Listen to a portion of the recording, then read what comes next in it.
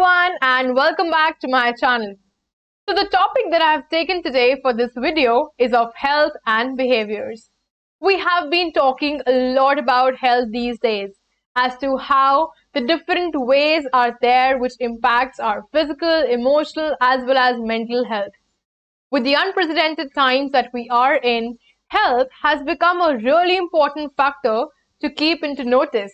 And that's why this is the topic that I have taken up for today's video as to how your health behavior impacts the kind of physical and the mental health that you have.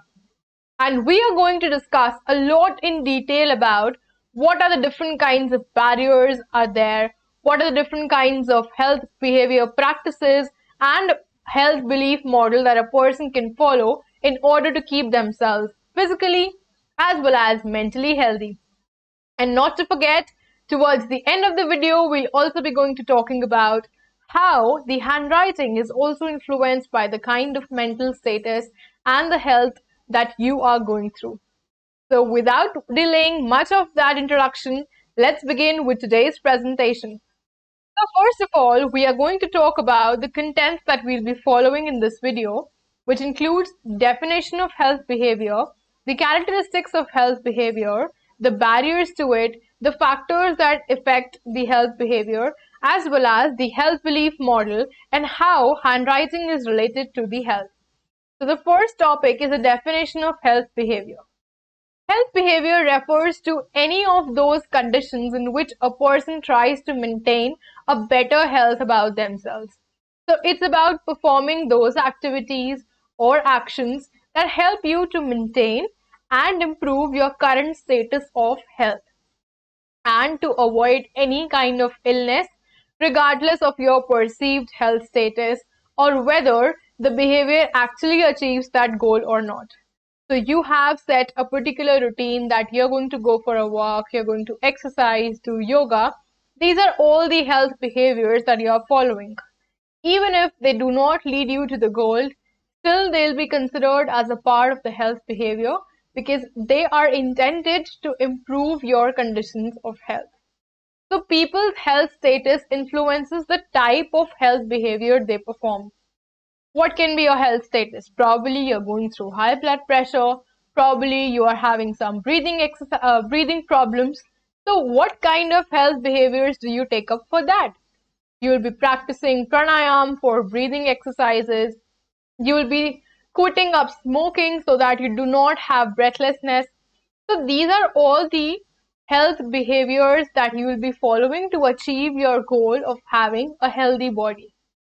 There's also gender, socio-cultural as well as age differences that impacts the kind of health behaviors a person indulges in. For example, the studies say that women perform more healthful behavior as compared to men. So let's move on to the three characteristics of health behavior. Now, health behavior has three major characteristics. One is that people's health habits are fairly stable. That means if a person has healthy habits, for example, eating fresh fruits, drinking a lot of water, going for exercise, walk, jogging, etc., these habits are going to fairly remain stable over a period of time.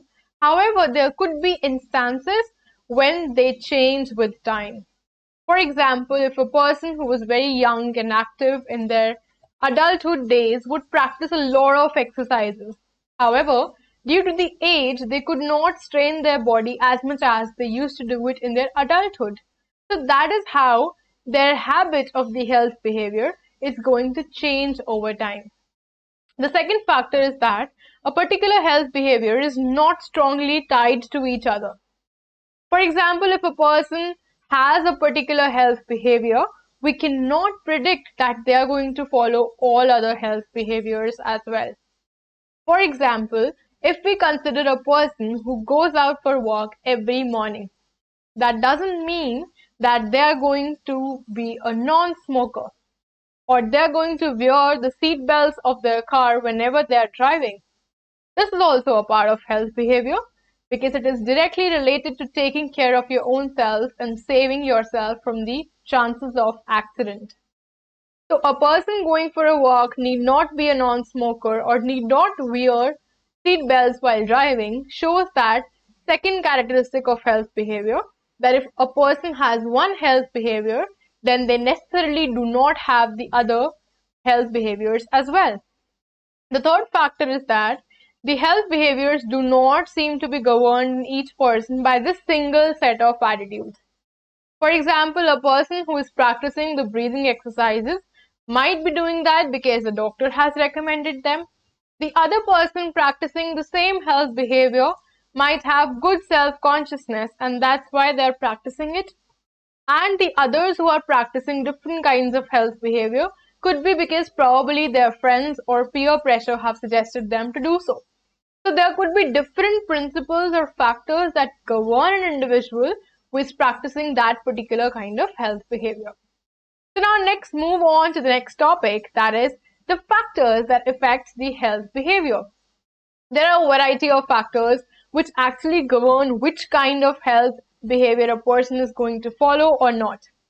The first one being the social, personal, as well as the emotional factors.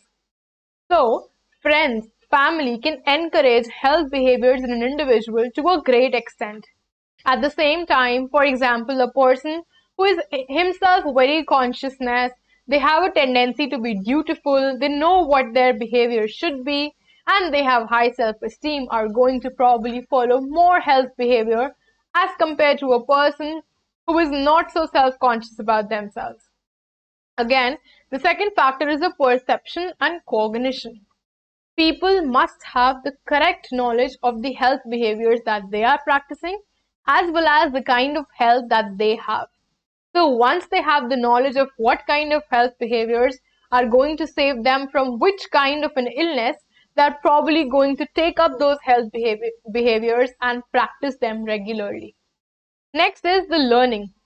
Like any other skill, like any other learning takes place by imitation, the health behaviors can also be learned by children.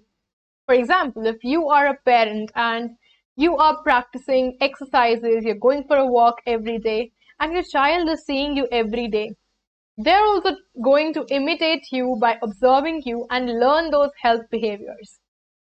The other barriers to modifying the health behaviors are.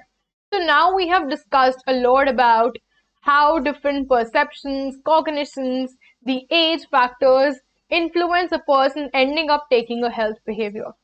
However, what are those factors which doesn't let a person take up those health behaviors? These are the barriers to modifying that behavior.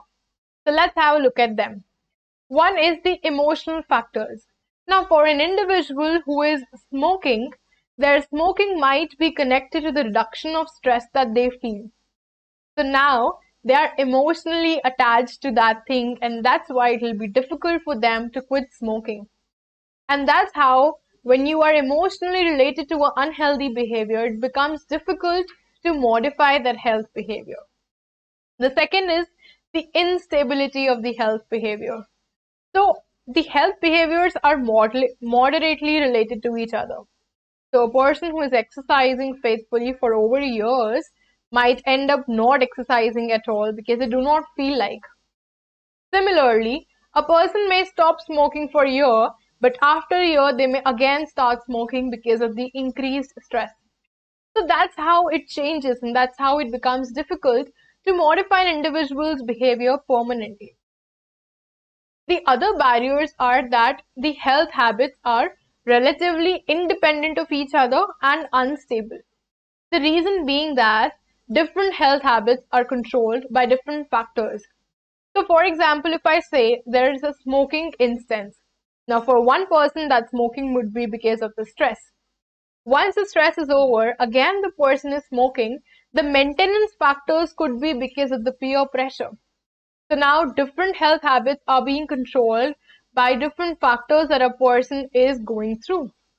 Similarly, if a person is exercising, that could be because they have some facilities around them, which is leading them to go out, play, have a gym, and therefore take care of their health in a better manner.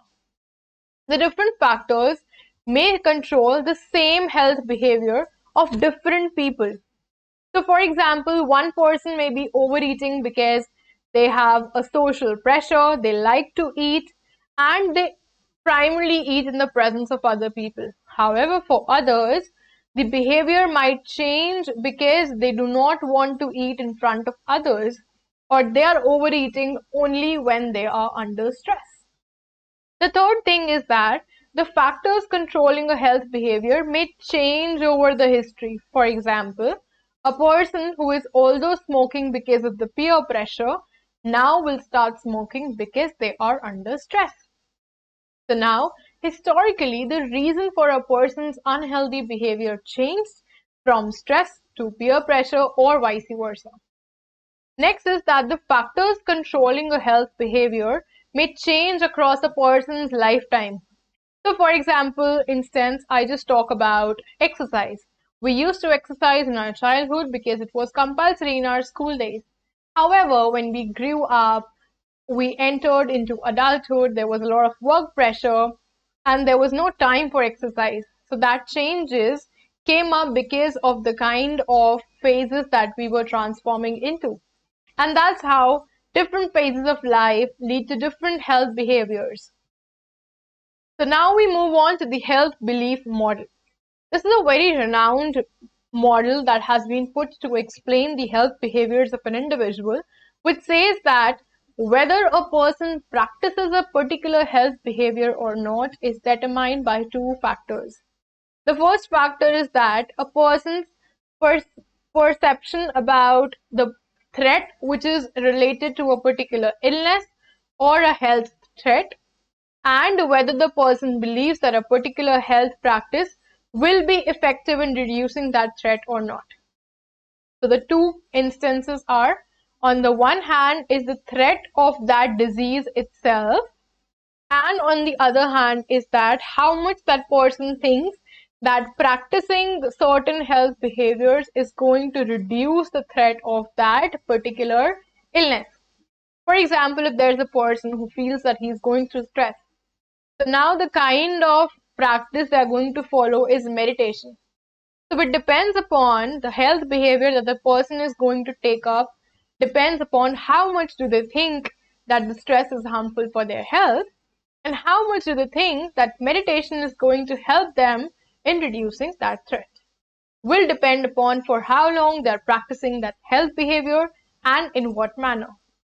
So the significance of health belief model is that it is indicated by the fact that how could you analyze systematically as to why people do accept and do not accept a particular kind of health behavior. The second is that it is promoted by the idea of planning and educational interventions as well. It indicates how we might intervene into it. For example, if the perceived susceptibility is low, then we need to explain the people why they are susceptible. As it happened in the case of COVID as well, that initially a lot of people thought that they will not be susceptible to a disease or an illness like this because they perceive themselves to have good immunity.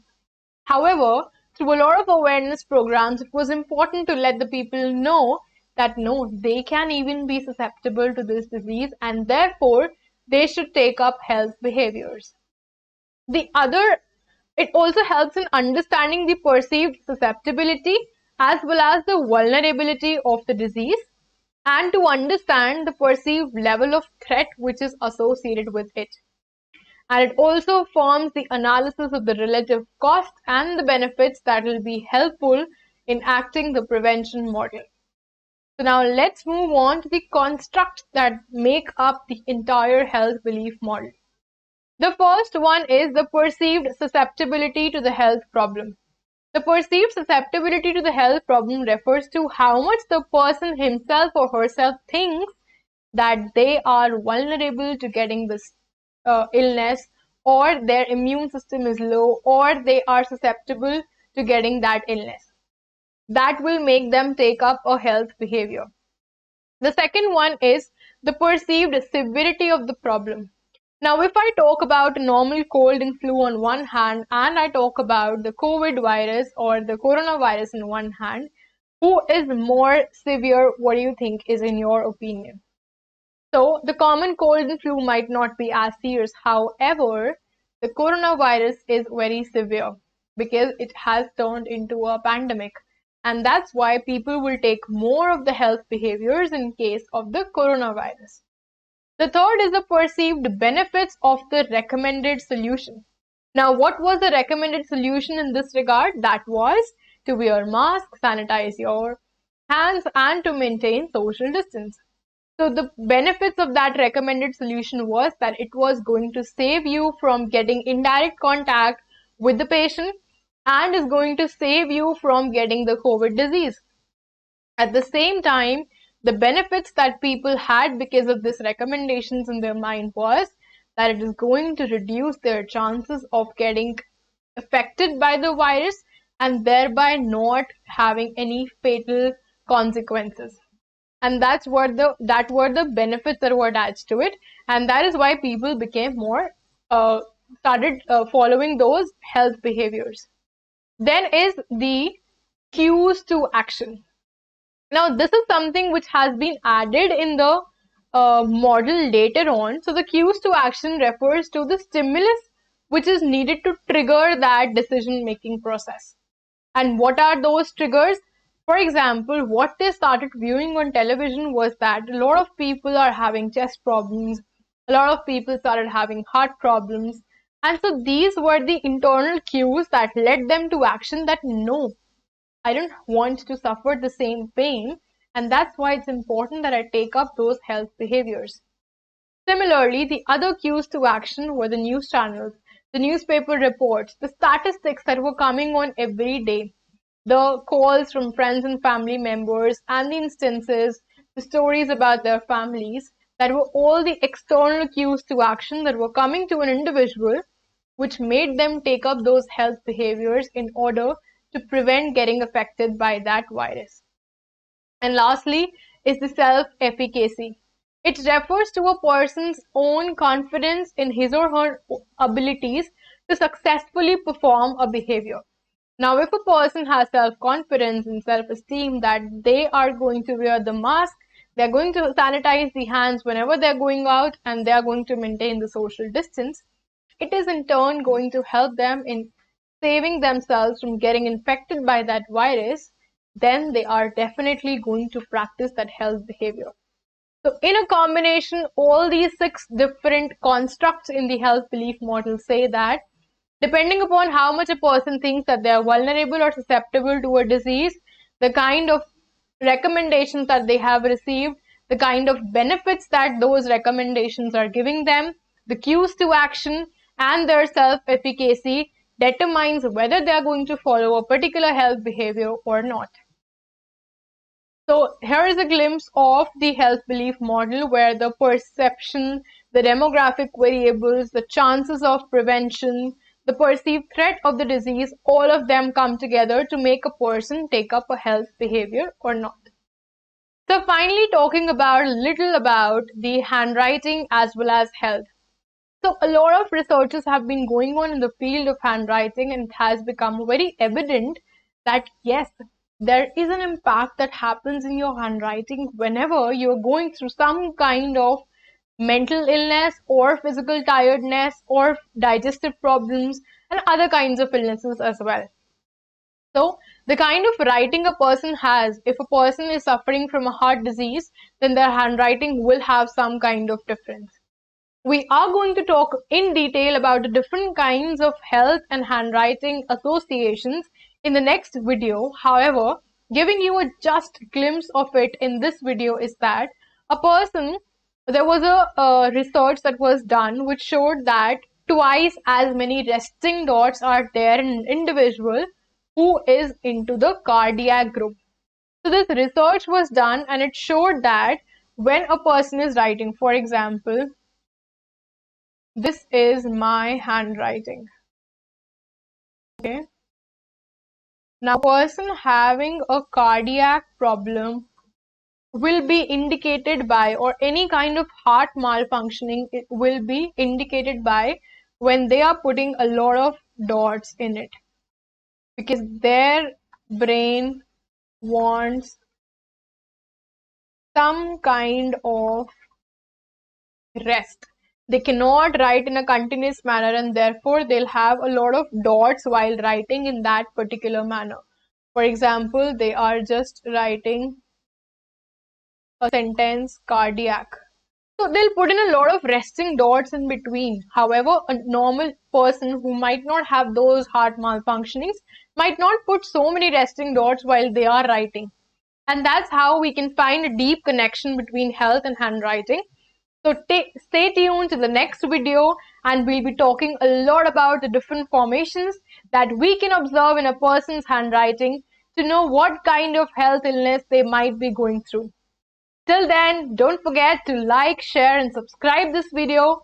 Bye bye, take care and take care of your health a lot. Stay safe, stay home. Bye bye everyone.